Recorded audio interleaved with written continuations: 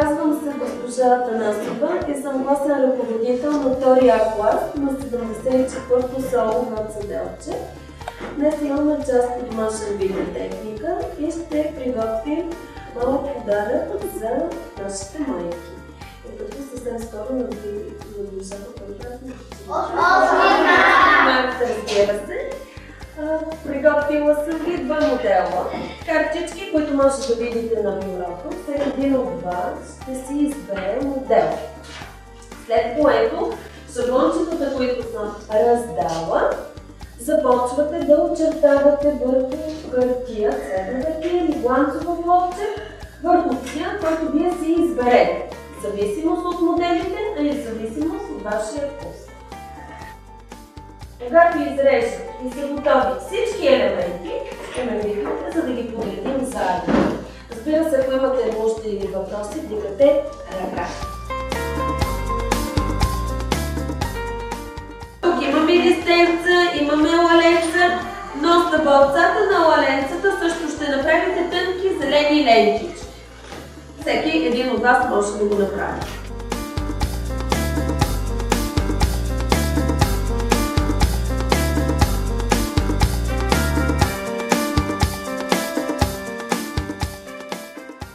Да, слагате ръчичката върху листа. Ако сте избрали на първия модел ръчичката да бъде табълца на лалетата, ето Дани вече го е направи. Само че малко по-широко тук трябва да изрежем долната част, защото така си урязах. Казах малка част и от китката. Ето така ще видим, ще го прикрием с ваза.